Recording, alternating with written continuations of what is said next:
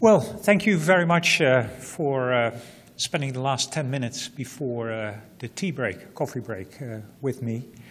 I wanted to tell you something today about a very niche type of online offering, showing that, as Jens also already mentioned, there is room for everybody, and that you do not only have to look at your own home market.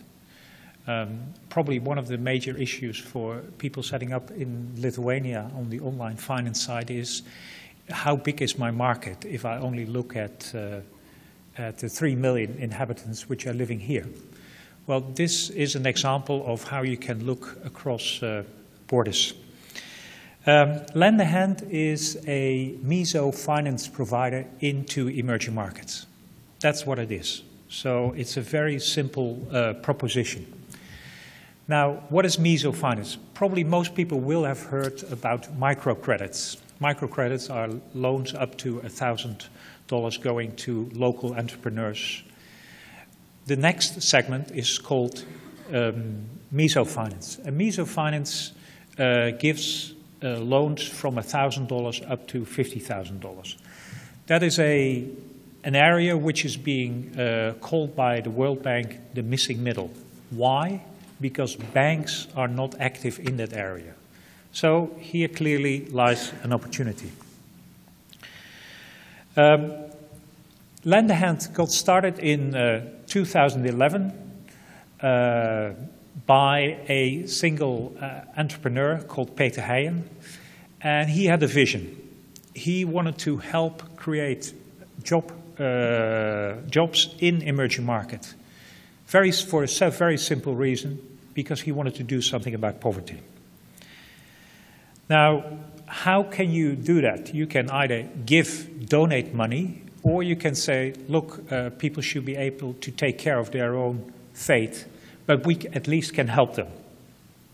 So how can we help them? We can make sure they can raise finance. And funny enough, there are many in the world. There are people who think like the founder. So he has collected a group of people around him, and gradually he is finding more and more people who support this view.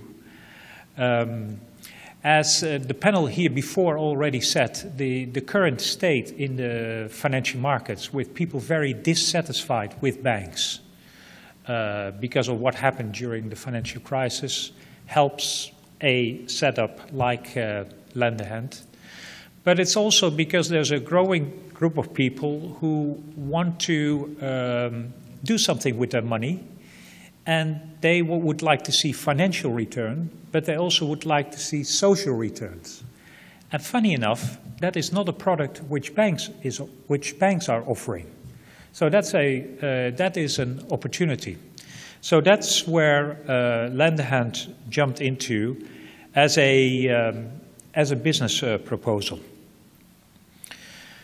So normally what happens is Lendahand at this moment collects money through the internet, mainly in the Netherlands still, and on-lends it into 3 emerging markets, soon 4. Those 3 emerging markets are the Philippines, as you maybe have recognized from the first slide. The other 2 markets are Colombia and Ghana. And our investors tell us, please, can you also offer us exposure to more Asian markets? So this month we'll go out to another market to make sure we can find out the right opportunities. How do we do this? We make contact, the Lendahand organization, with local lending organizations. Because we feel that operating in those markets, because we feel that if you want to do proper peer-to-peer lending in SME area, you need to have an understanding of the management team who is doing the job. You know, you can have a fantastic business opportunity, but if you don't have the right kind of management, you are not going to be successful. So The local lending organizations are doing the origination of the loan. They also help dispersing the loan and monitor the loan during the life of the loan. And if there's a workout situation, they will also take care of that. So what does that mean for the lenders on the platform? First of all, they get a return which is higher than if they keep money at this moment at a European bank. I saw on the slide on Lithuania that people in Lithuania are still getting 2 to 3% in a Lithuanian bank in euros. That is quite high. I think at this moment we're at a 0% environment already. So there's definitely appetite to look at other opportunities. However, the lenders who are operating through Lendahand are also looking for social return, and that's where Lendahand is going to help them. And so far, you want to communicate about returns. How do you do that? Well, if you have a financial return, that is a very simple thing. It's just, a digit. It's 7 or 8% or 3 or 4%. However, Lendahand is now working on an index which also shows what the social impact is of their lending activities. And that is a very interesting product because, as was said before already, that is something which banks cannot offer. So Lendahand has had contact with several leading, for instance, private banks, who are looking for their clientele to find other assets than only pure financial return assets. So this is a very interesting new area where Lendahand is moving in from the company's point of view, and at the same time, of course, it's fulfilling its vision. Well, I will go quickly through the remaining slides because I think I've more or less said what I wanted to do. So since the time is maybe a bit scarce, I would like to ask if there's maybe questions.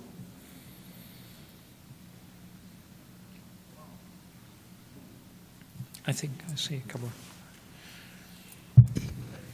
I saw on a slide that 100% of the borrowers gave the loan back. How do you achieve that, or was it a mistake or something? There was on your webpage, I think. Yeah, well, so far we've not had defaults, and that looks very unlikely because of the nature of the business. In the case of Lendahand, that has been possible by using local lending organizations. Plus, on top of it, we also always require the local lending organization to build up a reserve fund. So if there is, say, damage with a certain lending proposal, then it will be recovered first from the reserve fund. So that's something where the lenders are not suffering from. So that's why the 100% was achieved. Sorry, I saw another question here as well. Yeah.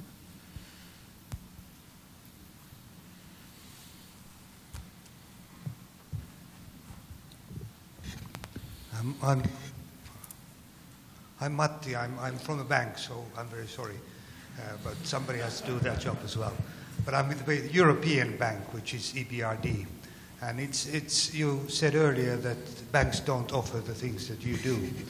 Well, we do in a way, because we have other values as well than just financial returns. And we have certain impacts that we want to achieve through our investments as well. So that just to mention. The other thing I noticed is that your organization seems to be sort of mimicking banking activities in the sense that it does similar things that banks do. And to my understanding, peer-to-peer lending was really trying to sort of got through those and do away with those expensive and unnecessary processes. And then there was a third thing which I forget now. Oh yes, EBRD is in a way as well. I hesitate to use this word, it's crowdfunding, because we are operating with taxpayers' money also with Lithuanian taxpayers' money because Lithuania is a shareholder. So in a way, I think that's a bad joke, but anyway, I have to say it. Okay, well, I'm more than happy to comment on this. As a former banker, I've worked for, I think, for 20 years with EBRD, so I've dealt a lot with various projects of EBRD. And EBRD is definitely a natural partner for us when we expand into the areas. As you can see, we are in Africa, but not your part of Africa yet. And but in a way, it is. I'm a firm believer in this new online finance wave, where we are only seeing the beginning of, because many banks have really big issues. One big issue is their cost structure. In fact, what many banks should do is cut their salaries of their board and of everybody below immediately to get a sustainable base, but that's not going to happen. However, if you come from a startup environment, you can really create a much lower cash out cost basis. So that's a big advantage for these online ventures. The second thing, which is, I think, a very important factor, is the new online ventures can build up new IT platforms a lot quicker, a lot cheaper, a lot more functional than existing IT systems of existing banks. So from that point of view, they're also in a better position. And I think the third reason, and that's probably something which will come up during the whole SME lending discussion, the fact of capital utilization, which now is directly affecting the capital position of a bank, can in fact be passed on to the crowd. The crowd is taking care of the capital which is needed for a certain kind of activity. So that is a pretty attractive starting position.